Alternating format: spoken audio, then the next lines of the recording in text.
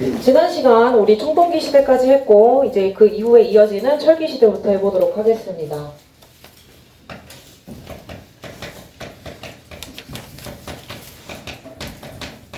자, 철기 시대에는 철기라고 하는 도구가 사용되었으니 이런 명칭이 붙었겠죠. 근데 철기는 청동기가 처음 사용이 시작됐을 때랑은 좀 다르게 지배층뿐만 아니라 평민들까지도 조금 폭넓게 사용할 수 있었던 도구야. 그래서 청동기의 경우에는 일부 지배층들만 재사용 도구로 제작을 해서 사용했지만 이제 이 철기가 보급되면서 철제, 무기 같은 것들뿐만 아니라 일반 백성들이 사용하는 농기구까지도 제작이 되면서 훨씬 더 널리 보급되었던 도구가 철기입니다. 근데 철기 시대에도 여전히 이전에 사용되었었던 청동기도 병행해서 사용이 되었는데요.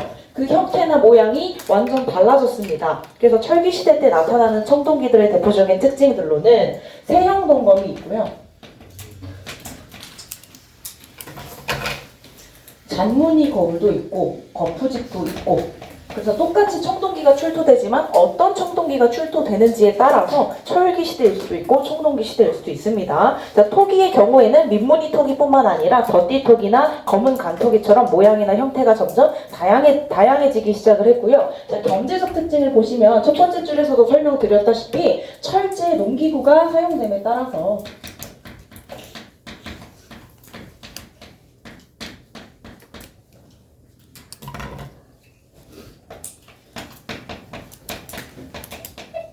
이로 인해서 인류는 농업 생산력이 비약적으로 발전하게 됩니다.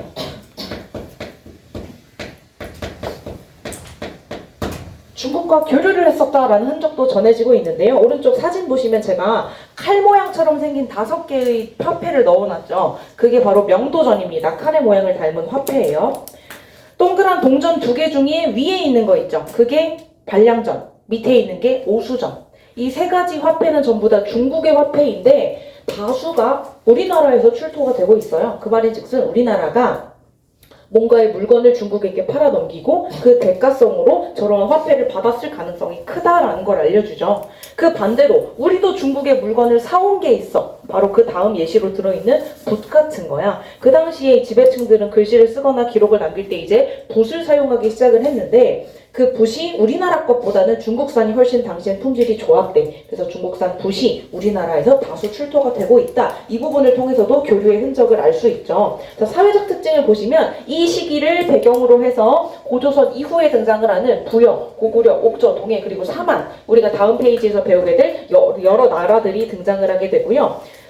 신석기 시대 움집, 위에서 내려다보면 동그랗게 생겼겠지, 그치? 지상가옥 좀 발전을 해봐야 동그랗거나 네모냈을 거야. 근데 이제 조금 더 방의 구조 같은 것들이 생겨. 그래서 너네는 한자를 모르잖아, 그치? 그러니까 이런 뻑큐 모양의 집이나 얘들아, 아니면 방과 방을 연결한 이런 형태의 집, 철자형 집터나 여자형 집터가 보이기 시작하면 아, 이거는 철기 시대구나 라고 이해를 해주시면 될 것 같습니다. 자, 그리고 청동기 시대 때는 지배자를 위한, 군장을 위한 무덤, 고인돌을 제작했었죠. 근데 이제 철기 시대 때는 그들을 위한 무덤뿐만 아니라 조금 다양한 사람들이 이제 무덤이 제작이 되게 되는데 이때는 그렇게 거대한 무덤을 만들지는 않고요. 항아리 2개를 엎어서 만드는 동무덤이나 아니면 오늘날처럼 매장을 해서 무덤을 만드는 널무덤의 형태가 많이 제작됩니다. 그래서 프린트 오른쪽에 들어있는 사진을 보시면 땅콩 모양처럼 항아리 똑 2개가 연결된 거 있죠. 이게 동무덤이고요. 그 옆에 파묘 영어 본 사람들은 알지? 땅을 겁나게 파면 관이 들어있고 관 안에 이제 시체가 매장이 되어 있는 거잖아. 이런 식으로 묻는 게 널무덤입니다. 널무덤. 가장 오른쪽에 세형 동검 있고요. 자, 넘어가서 고조선 보겠습니다.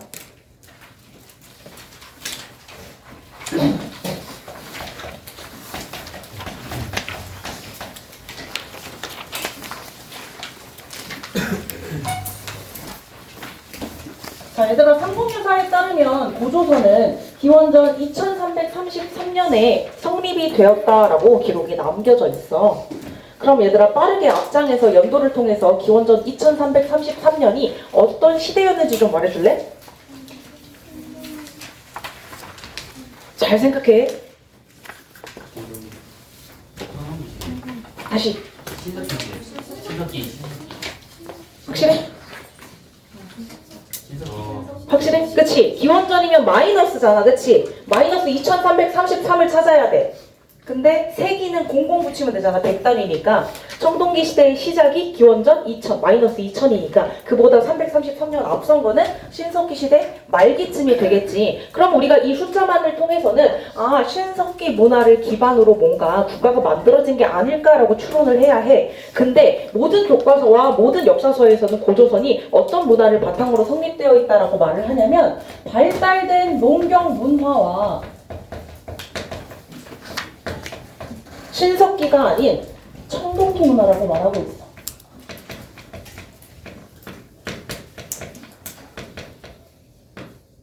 너희 이렇게 숫자랑 설명이 애매하게 다른 것들 굉장히 싫어하잖아, 그치? 숫자가 잘못됐겠어? 청동기라는 표현이 잘못됐겠어? 숫자, 그렇지. 근데 왜 아직까지 정정이 안 될까? 오늘날의 과학기술이라면 몇 년도인지, 적어도 몇 년 된지는 밝혀졌을 텐데.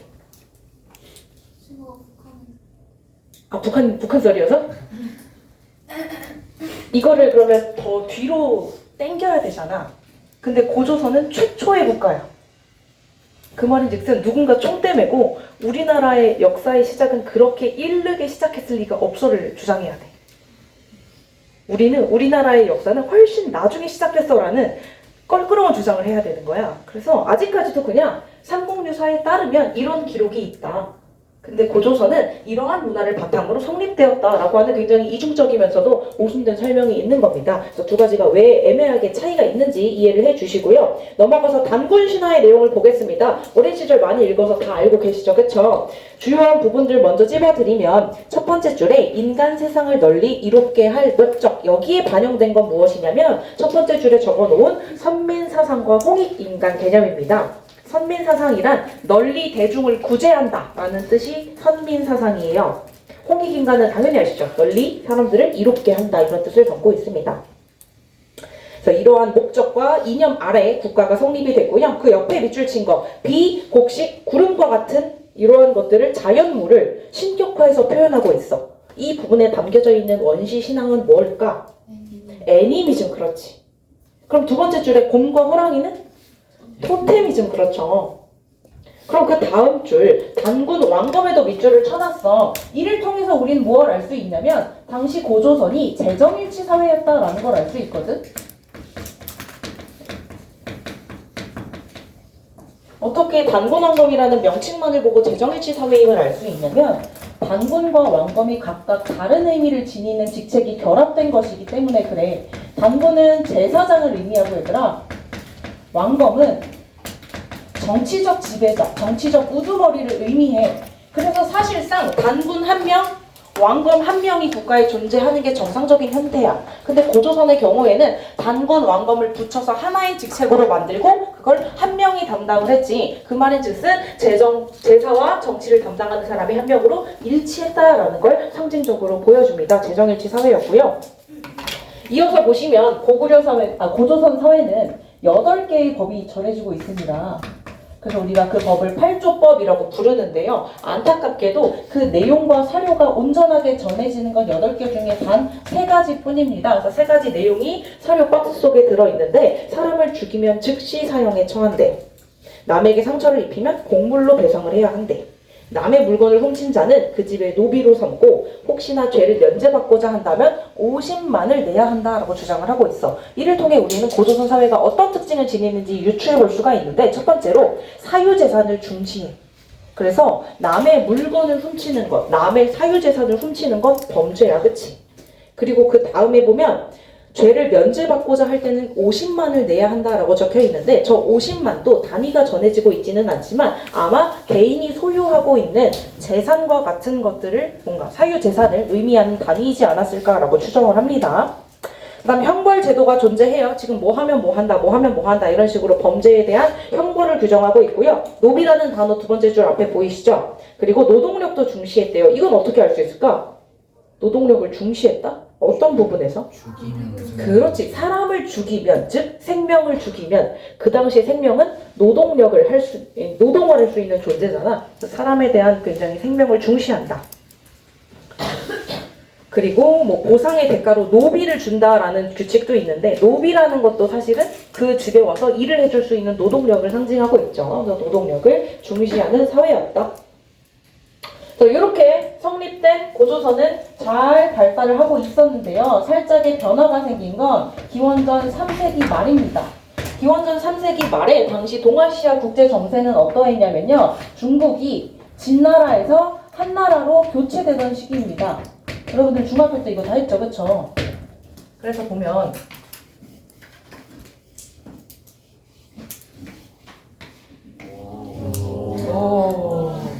영상진데 유독 잘 그렸어요.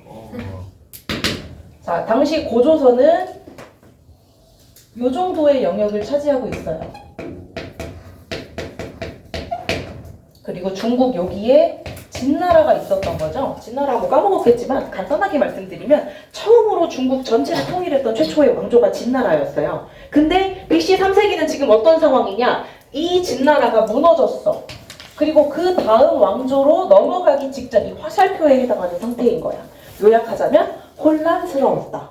이 혼란을 틈타서 누가 고조선으로 넘어오게 되냐면 요 때를 틈타서 위만이라는 사람이 자신을 따르는 수천 명의 무리를 이끌고 고조선 쪽으로 넘어오게 돼. 그 당시 고조선의 왕은 굉장히 성품이 착했대. 그래서 그 위만과 무리들을 수용해서 받아줬고 특정 지역의 땅을 내어주면서 여기에 정착해서 살아봐라고 너그럽게 이들을 이해해줬어. 근데 중국인들이 넘어온 거잖아. 그치? 이들이 들어오면서 발달된 철기 문화를 가지고 들어오게 돼. 그래서 시간이 지나서 기원전 194년이 되면 그 발달된 철기 문화를 토대로 얘네가 단순히 정착해서 고조선에서 사는 게 아니라 세력을 키워서 왕위를 빼앗게 돼. 그래서 194년부터 위만이 왕이 돼. 그래서 이때부터를 우리가 따로 떼어서 위만조선이라고 불러요.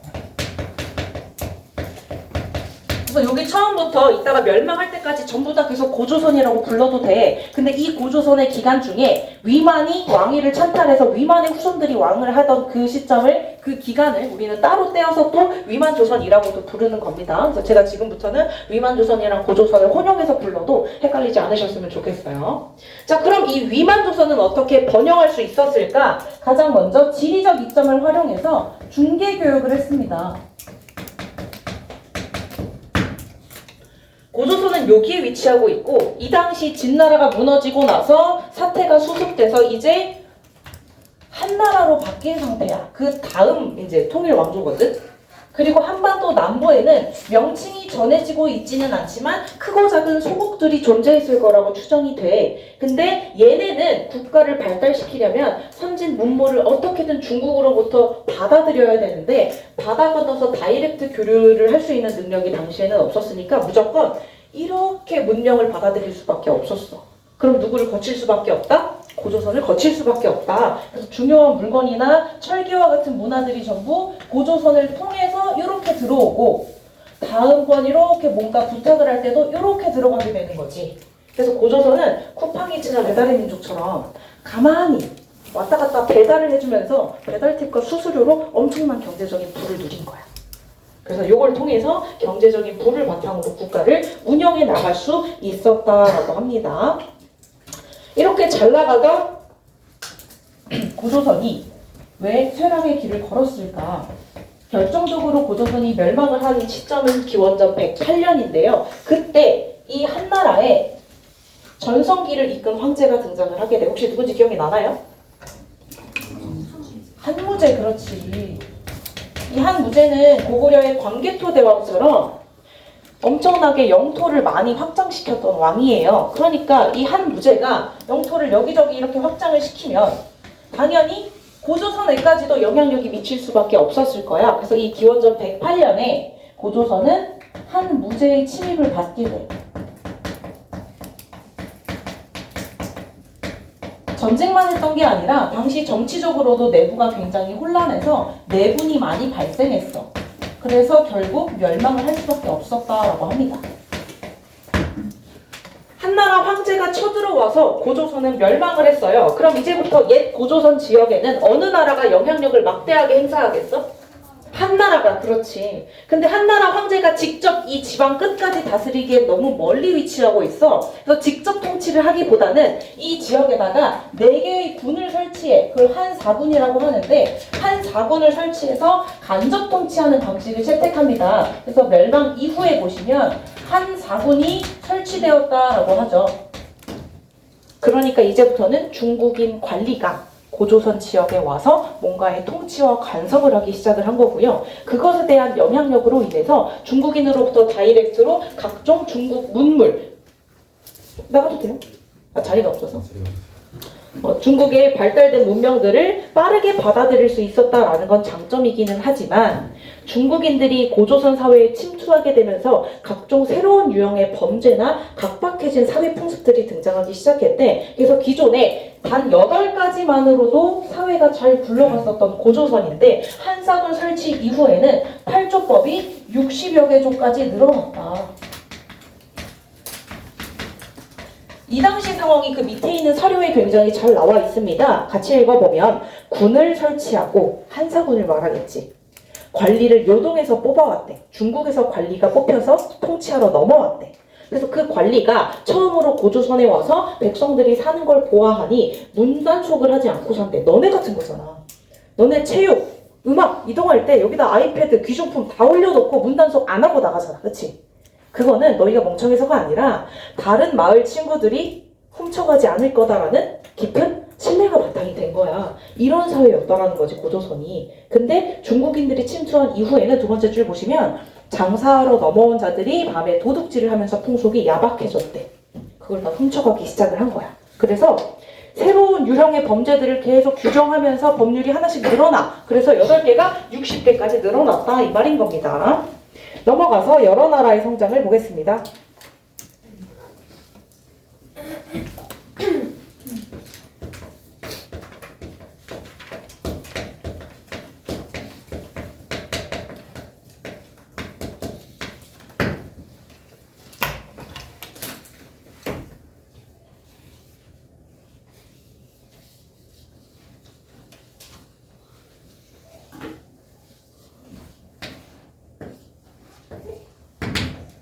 위에서부터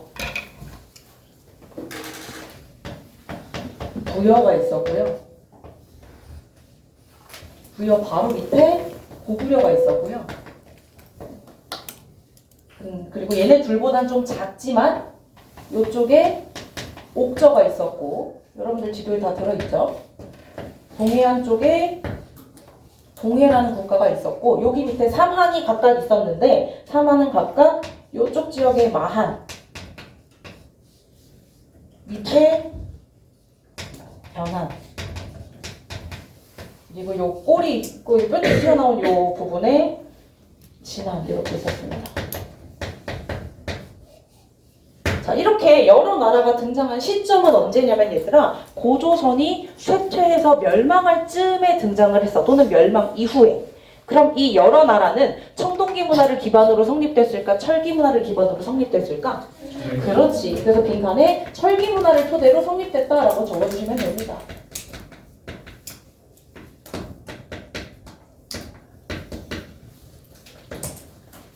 그럼 우리 위에 있는 부여부터 하나씩 특징을 살펴보도록 하겠습니다. 중학교 때 배운 내용이 아마 새록새록 떠오르실 거예요. 같이 보겠습니다. 마가, 우가, 저가, 구가 가축의 명칭을 따서 관직명을 지었어요. 이걸 뭐라고 한다? 사출도라고 한다.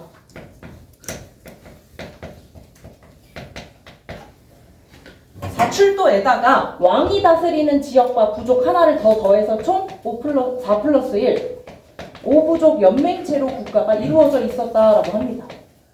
한 번 더 제대로 설명을 드리자면 당시 부여는 왕이 존재했지만 왕권이 세지 않았기 때문에 왕이 전 지역을 샅샅이 다스리지 못했어요. 그래서 왕은 중심부만 다스렸고요. 주변 지역을 마가, 우가, 구가, 저가라고 하는 관직자 애들에게 이제 통치하도록 맡긴 거야. 그래서 이런 식으로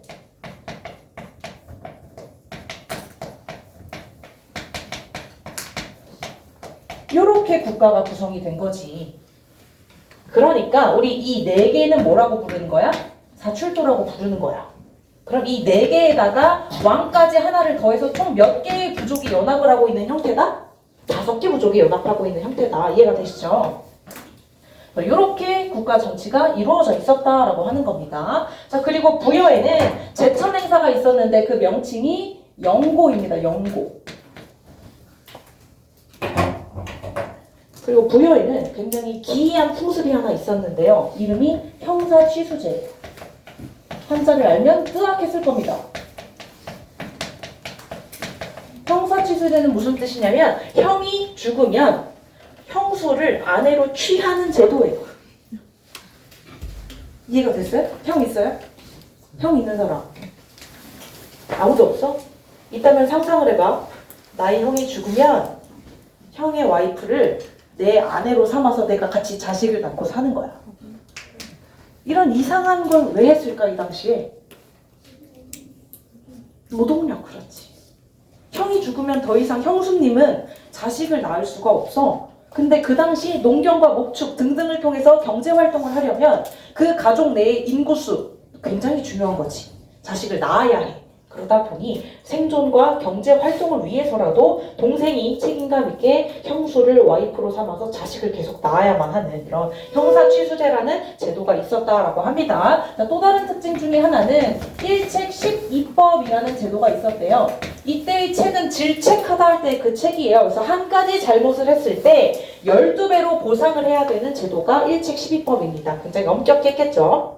그 다음에 유력한 지배자가 죽었을 때 그를 따르던 사람들까지 함께 생매장하는 풍습, 순장이 있습니다. 순장. 여러분들 선화쌤의 무덤에 같이 생매장 당하실 건가요? 우리 반 애들은 단 한 명도 하지 않겠대요. 근데 4반인가에 저한테 순장 당해주겠다는 학생이 등장해가지고 그래서 내가 4반이었나? 6반이었던 것 같다. 6반. 그래서 혜민쌤과 내가 동시에 죽는다면 어디에 붙일래? 라고 밸런스 게임을 시켰더니 대답을 못하고 계속 고민을 하는 거야. 그래서 내가 이승호가 6번?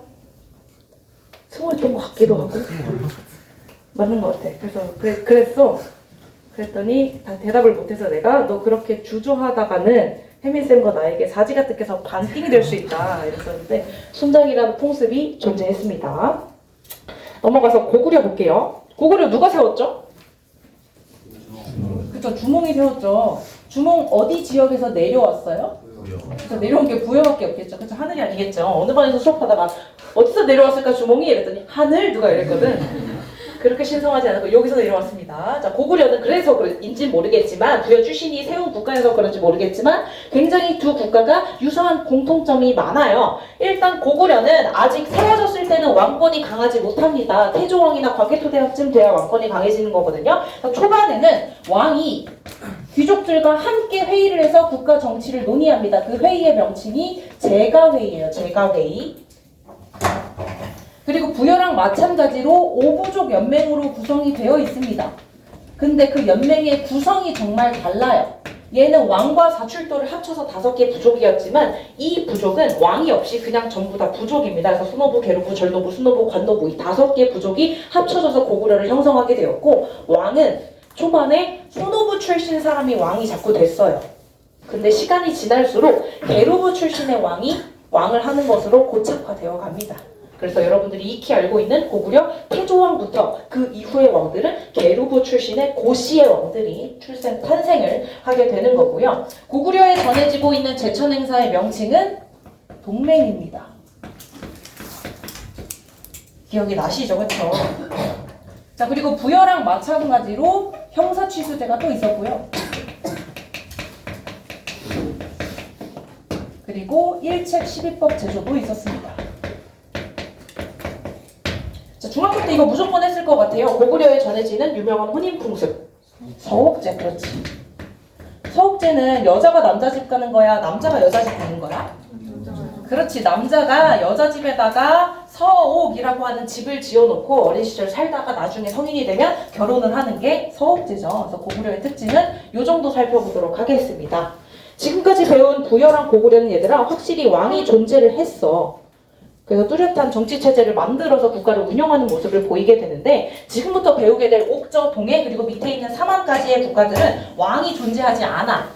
그래서 조금은 얘네보다는 국가 권력이 좀 약했다라는 특징을 지녀. 일단 옥저의 특징을 보면 옥저에는 방금 설명했듯 왕이 존재하지 않아. 대신 사료를 살펴보니 읍군이나 삼로 같은 명칭의 직책이 등장하는 것으로 보아 얘네가 왕과 비슷하게 통치 같은 걸 했을 것이다 라고 추정이 되고 있고요. 옆에 동해안을 끼고 있어서 그런지 소금이나 해산물 같은 자원이 풍부했대요.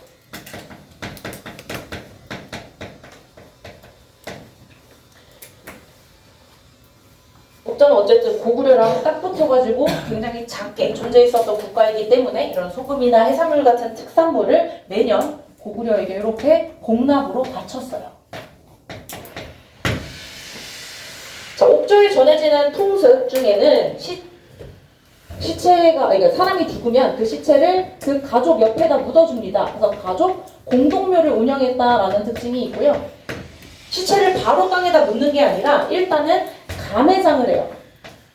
그래서 어느 정도 피부나 이런 겉에 것들이 다 썩어나면 그 다음에 뼈만 추스려서 제대로 된 매장을 하게 됩니다. 그래서 감매장 후에 다시 제대로 매장을 하는 이런 감매장의 풍습이 있었다. 그리고 옥저의 또 다른 특징 중에 하나는 혼인 풍습이죠. 요 서옥제랑 정반대인데요. 여기는 민며느리제라고 해서 이번에는 여자가 어린 시절 남자 집에 가서 살다가 성인이 되면 결혼을 하는 방식이었습니다. 요게 바로 옥저의 특징. 동해도 살펴볼게요. 자, 동해도 마찬가지로 왕이 없어요. 그리고 읍군이나 삼로와 같은 직책의 사람들이 통치했을 것이다 라고 추정이 됩니다.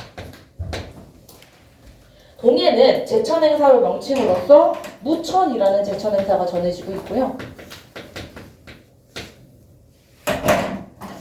동해의 특산물로는 단궁, 짧은 활이겠죠. 그리고 과하마, 과일나무 아래를 지나갈 수 있는 작은 크기의 말이고요. 관어피, 이거 뭐야? 바다표범, 물개가죠? 뭐 그런 거예요. 이런 것들이 유명했다고 합니다. 자, 동해에 사는 민족들의 진짜 주된 특징 중에 하나는 선 넘는 걸 굉장히 싫어해요. 그래서 마을의 경계선을 침범하면 배상을 해야 하는 책화라는 제도가 존재했고요. 선 넘는 게 싫어서 결혼을 하거나 이럴 때에도 같은 마을 부족 내에서는, 시족 내에서는 절대 결혼을 하지 않았습니다. 그래서 족 외혼의 풍습이 전해진다. 이 정도가 동해의 특징입니다. 자, 밑에 있는 마한, 진한, 변한 세 개를 합쳐서 우리는 삼한이라고 부르는데요. 삼한에도 마찬가지로 왕이 존재하지 않았습니다. 왕이 존재하지 않는 대신에 삼한을 통치했던 직책은 뭐냐면 신지나 읍차야. 좀 다르죠? 신지나 읍차 라고 불리우는 직책의 사람들이 통치를 담당했다. 그럼 얘네는 정치만 담당했거든, 얘들아. 그럼 이어지는 특징을 보면 삼한의 특징 중에 하나는 신성한 구역, 이름이 소도야. 소도라는 신성한 구역이 있는데 여기 누가 사냐면 천군이라는 직책의 제사장이 살아. 그럼 이 천군은 정치에 관여하지 않고 제사만을 주관하는 제사장인 거야. 아, 우리 그럼 이 세 가지 명칭을 통해서 삼한의 사회적 특징을 유추해 볼 수 있겠다. 정치를 담당하는 직책과 제사를 담당하는 직책이 분리되어 있어. 무슨 사회? 그렇지, 재정 분리사회.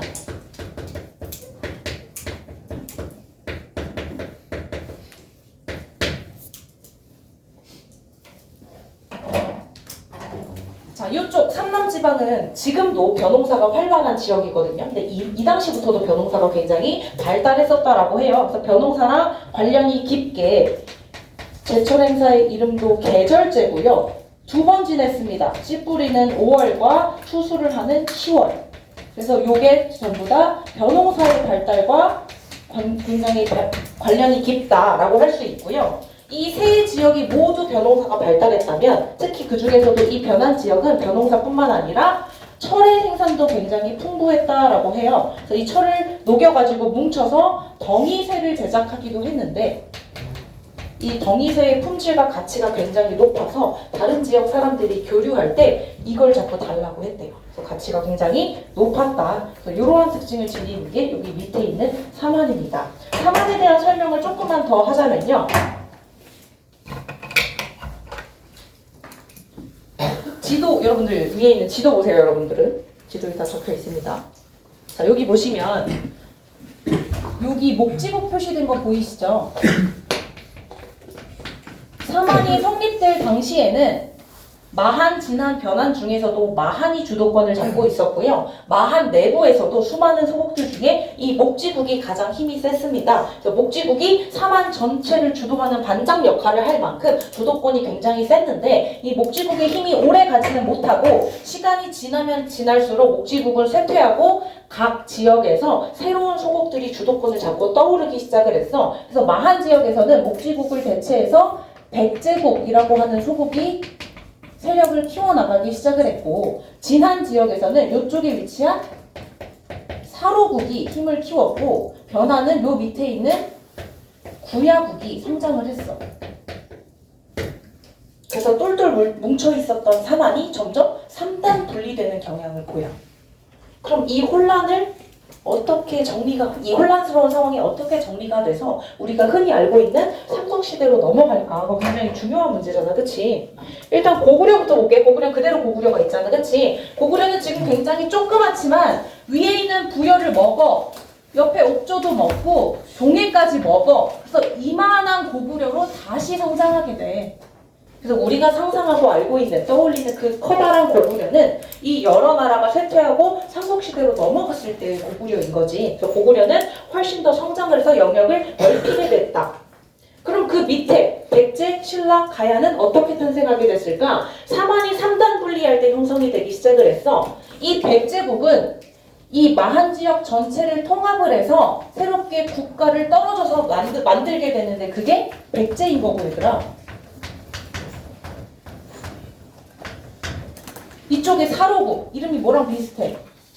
신라랑 비슷하지? 맞아. 이쪽 지역을 사로국 중심으로 통합을 해서 신라가 건국이 되는 거고, 얘들아. 밑에 있는 구야국, 옛 변한 지역, 여기를 전부 통합을 해서 가야라는 이름으로 국가를 만들게 되는 거야. 그래서 종합을 하자면 최초의 국가는 고조선이고, 고조선이 멸망할 즈음에 부여, 고구려, 옥정, 동해, 사만과 같은 여러 나라들이 등장했지만 그 국력이 크고 작음에 따라서 흡수, 통합, 분리의 과정을 거쳐 우리가 흔히 알고 있는 삼국시대와 가야로 넘어가게 되는 거다. 이해가 되셨죠? 네, 우리 문제를 풀었었나요? 네. 그렇죠. 그럼 오늘 나눠드린 프린트로 넘어가서 위에 두 줄만 읽고 끝낼게요. 피곤하겠지만 조금만 힘을 내봅시다. 혹시 영상을 저 화면으로 돌려줄 수 있어요?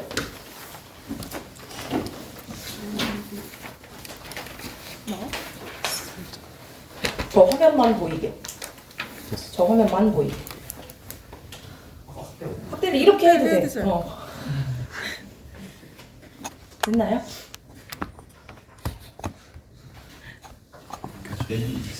내린다고 안 되는 거 아니야? 잡고 계세요. 잡고 계세요. 네. 카메라맨처럼. 네, 우리는 할게요. 자, 고구려 보시면 2분만 들고 있으면 돼요. 자, 고구려 보면 부여 출신의 주몽, 동명왕이 졸본에다 건국을 했습니다. 그래서 귀족회의 명칭이 제가회의였다라고 했었죠. 자, 옆으로 가서 백제. 주몽의 아들 온조가 한강 유역에 건국을 했으며 귀족회의 명칭이 백제는 정사회의였다. 한강 유역을 애초에 차지하면서 국가가 성립되었기 때문에 삼국 중에서 가장 먼저 전성기를 차지하기도 합니다. 자, 넘어가서 신라 보겠습니다. 신라는 박혁거세가 낙동강 유역에 건국했던 국가이고요. 신라의 귀족회의는 명칭이 화백회의입니다. 마지막 가야요. 김수로가 변한 지역의 소국들을 통합해서 만든 국가이며 귀족회의 명칭이 따로 전해지지는 않고 있습니다. 그래서 우리 여기까지 하고 다음 시간에는 삼국을 만들어서 발전시켰다가 멸망시키고 통일까지 한번 해보도록 하겠습니다.